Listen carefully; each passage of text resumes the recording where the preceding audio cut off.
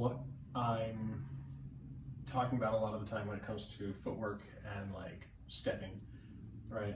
We'll assume that the mannequin here is the opponent, right? Obviously. So the longest point of reach is straight out through my arm to the sword, right?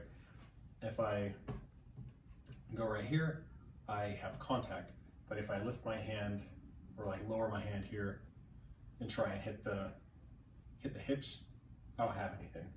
Whereas here, I'm basically hitting the shoulder, right?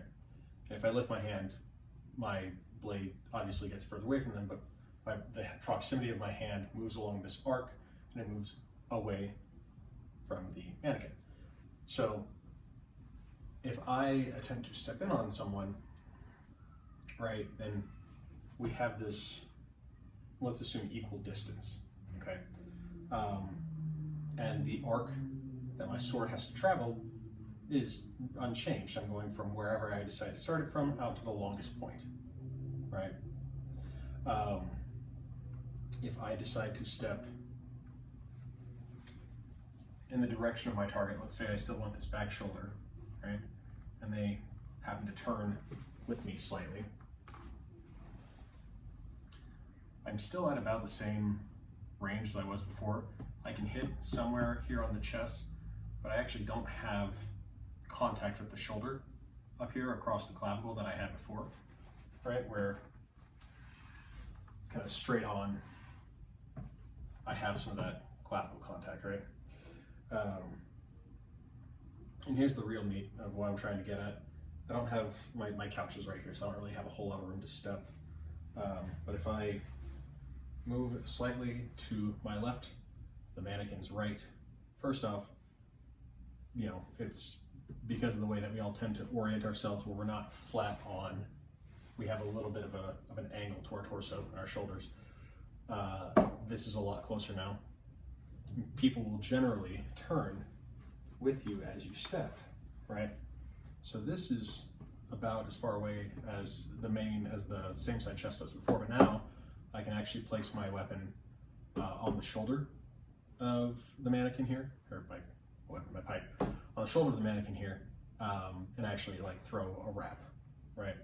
I know this is imperfect, but the general idea is because people tend to turn their torsos first to block before moving their feet, if you attack based on this idea that they're going to turn their torso to follow you and to block, you're generally going to have a much shorter distance to travel, like geometrically speaking, because they're going to bring that target area closer to you. And this works the same way for money too, right? If I am fighting mannequin Skywalker here, and I step where I bring my front foot towards their, let's say, sword side hip here is this one here, right? I get deeper penetration, but the arc that my sword must travel is a lot longer versus, right? So let's say this is our standard right here, this little, right? I start my hand at the top and I just trace a little less than half a circle, right? If I step outside, again, I get that deep penetration, but I actually have to travel about past the halfway point of that circle. So if I'm here and I'm tracing down this way, right, where it lines up with my hip, when I'm straight on, the shot hits at about this point. When I step to the right, the shot hits about here, or maybe even here, especially if you're trying to add more English on it to get deeper. But if I step to the right, away from their sword side, what ends up happening is we're going to start up top, right? And we're going to do the same thing. So now the amount of arc that my sword has had to travel is actually much shorter, right? Because remember, straight on with them is here. It's about, my hand's about center with my navel. Stepping towards that hip, my sword is, you know, about even with my sword side hip or past it.